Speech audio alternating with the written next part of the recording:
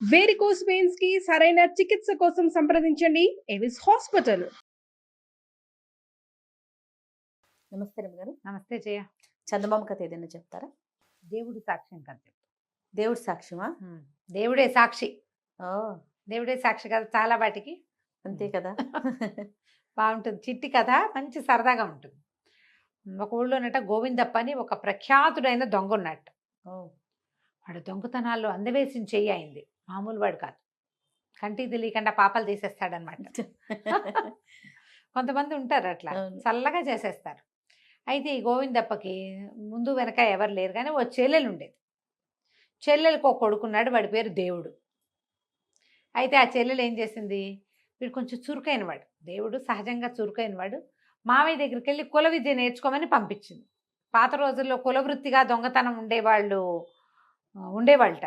ఉమ్, ఇప్పుడు ఉంటారా అంటే ఎవడికి కుల వృత్తి కాదు, ఎవడైనా అవకాశం వస్తే ప్రతివాడు దొంగే. ఇప్పుడు అంతే. అవకాశం రావాలి. అవకాశం వచ్చినా దొంగతనంగా చేయకుండా ఉండేవాళ్ళు, తప్పు చేయకుండా ఉండేవాళ్ళు ఉన్నారు, కానీ చాలా తక్కువ పర్సెంటేజ్. ఉమ్, ఆ పరిస్థితిలో మనం ఎలా ప్రవర్తిస్తామో మనకు తెలియని స్థితిలో ఉన్నాం మనం. అవునండి. అవకాశం వస్తే మనం ఏం చేస్తామో మనకు తెలియదు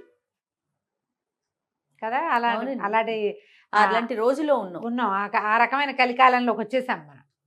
అయితే ఈ దేవుడికి బోల్డ్ రకాల దొంగతనాలు చిన్నవి పొన్నవి నేర్పించాడు. అయితే ఏమైంది, ఆ ఊళ్ళో ఒక జడ్జి గారు ఉన్నాడు, ఏమనాలి దాన్ని, న్యాయాధికారి. ఈ న్యాయాధికారి గారు బాగా సంపాదించాడని ప్రతీతి. ఈయన అన్నాడు, ఒరే చిన్నవి పొన్నవి చాలా నేర్చుకున్నావు, ఇల్లు కొల్లగొట్టడం ఎలా చూద్దాం మనం, వాళ్ళ ఇంటికి వెళ్దాం రా అన్నాడు. సరే, సాయంకాలం చీకటి పడింది. కొంచెం 7 గంటల వేళ చల్లగా ఇళ్లలోకి ప్రవేశించి వాళ్ళు తలుపులు వేసినేసరికి బయటకు వచ్చేయాలి వీళ్ళెట్టది. సాయంకాలం తలుపులు తీసి ఉంచుతారు ఎవరైనా, గుమ్మాలు తెరిచి ఉంటాయి కదా సంది గుమ్మాలు, రాత్రిళ్ళు తలుపులు వేసుకుంటారు. ఆ తలుపులు వేసుకునే లోపల ఇల్లు పెట్టయిపోయే లోపల బయటకు వచ్చేసేయాలి. సరే, ఇద్దరు వెళ్ళారు. ఈ న్యాయాధికారి గారు అదో రకం మనిషి, వాళ్ళ ఇంట్లో ఏదో కథ నడుస్తూ ఉంటుంది. ఈ వెళ్ళిన వాళ్ళిద్దరు ఏం చేశారు, కుర్రాడు అన్నాడు, ఆకలి దహించుకుపోతుంది మావయ్య, తినటానికి ఏమైనా ఉన్నాయేమో చూస్తా అంటే, ఇతను అన్నాడు, నేను మిద్దె మీదకి వెళ్తా, మేడ మీదకి వెళ్తాను, బెడ్రూములు మేడ మీద ఉంటాయి మామూలుగా, డబ్బులు ఏమైనా దశకం పైన దొరుకుతుందేమో చూస్తాను రా, నువ్వు కిందుండు, కింద ఏదైనా తినేసి రమ్మంటే కుర్రాడు భోజనం కోసం వంటిల్లో వెతకడానికి వచ్చాడు. ఆ వంటింట్లో ఓ పక్కగా ఈ న్యాయాధికారి గారి భార్య పమట పరుచుకొని కొంగు పరుచుకొని నిద్రపోతుంది, కునుకు తీస్తుంది అనమాట. ఈ న్యాయాధికారి అదో రకం మనిషి అని చెప్పాం కదా, పిల్లలు లేరు, భార్య భర్త ఇద్దరేను, ఆయన రావాలి, చీకటి పడి ఇంకా రాలా. ఆ రోజు ఏమైంది, ఏకాదశి, వీళ్ళు పొద్దునుంచి ఉపవాసం ఉన్నారు భార్యాభర్త. సాయంకాలం సాధారణంగా పలహారం చేసుకుంటారమ్మా చాలామంది ఇళ్లలో. ఏకాదశి నాటి రాత్రి పగలు తినకుండా ఉంటారు, కానీ రాత్రి ఏ ఉప్పుడు పిండో చేసుకుంటారు. కొంతమంది మధ్యాహ్నం తిని రాత్రి ఏమీ చేసుకోకుండా ఉండేవాళ్ళు కనపడతారు. పూర్వకాలం అంతా సాయంకాలం ఏదో చేసుకునేవాళ్ళు. ఆవిడ ఏం చేసిందట, 8 అట్లు పోసింది, మినపట్లు అంటే దోశలు. ఈ అట్లల్లో నలుచుకుతున్నేందుకు అంత కొబ్బరి పచ్చడి చేసింది ఓ గిన్నెలో. అక్కడి నుంచి ఏదైనా మరి పొద్దు నుంచి నీరసం, మరి 50 ఏళ్ళు దగ్గర పడ్డ వాళ్ళు నీరసాలు వస్తాయి, రేపొద్దుటికి షుగర్ లో అయిపోతుంది. అందుకని ఏం చేసింది, పెసరపప్పు పాయసం చేసింది, పెసరకట్టు పాయసం అంటారు అంత. ఆ గిన్నె, ఈ 3 గిన్నెలు ఇవి, ఈ దోశలు అట్లేమో ఒక పళ్ళెంలో పెట్టింది, పచ్చడి వచ్చిన మట్టు గిన్నెలో ఉంది, 2 కంచాలు కూడా అక్కడ పెట్టుకుంది పళ్ళేలు.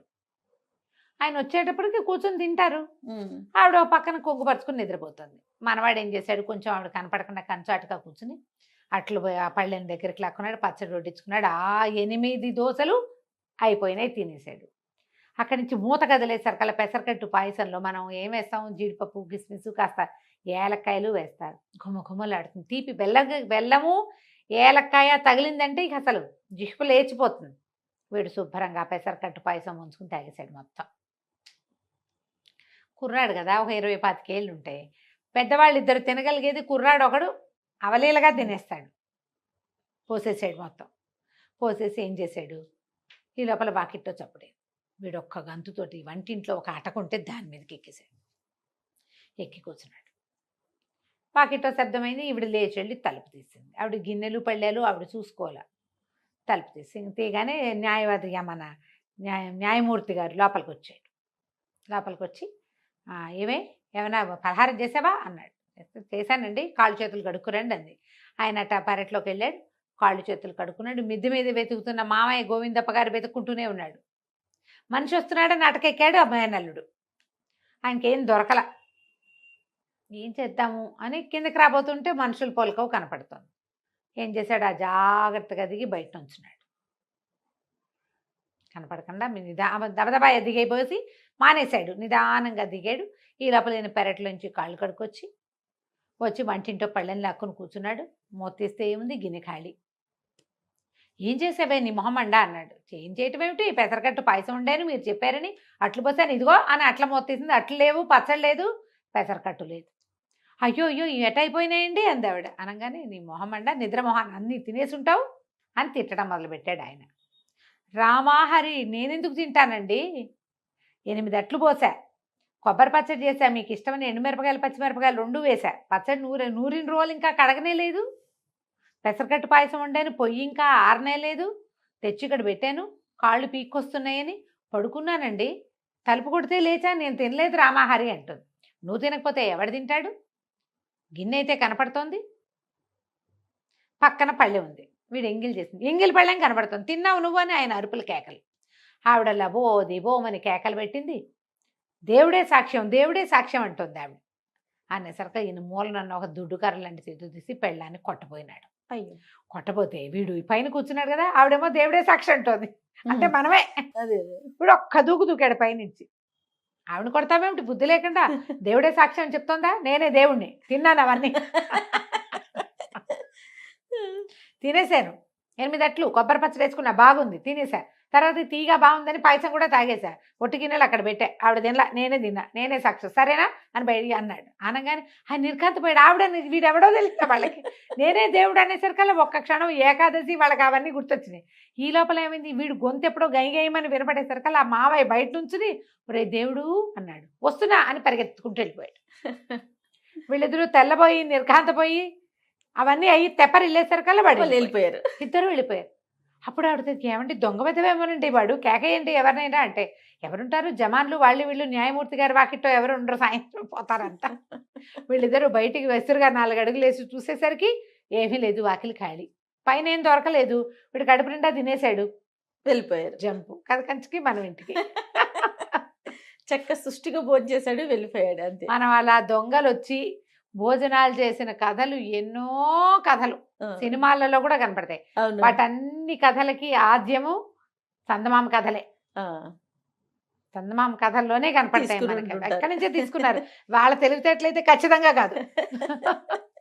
దొంగ మారిపోవటం, దొంగ తమ్ముడు అయిపోవటం, దొంగ మేనల్లుడు అయిపోవటం, మంచిగా మారిపోయి ఏడ్చి ఎదురు ఇవ్వడం, ఇవ్వడం అవన్నీ కూడా చందమామ కథల్లో 60 ఏళ్ల నాడు 50 ఏళ్ల నాడు రాసిన కథల్ని ఇప్పుడు కాపీ చేస్తున్నారు మన వాళ్ళు. అంతే, నిస్సందేహంగా కాపీ క్యాట్స్. నమస్తే రమ్మగారు. నమస్తే జయ.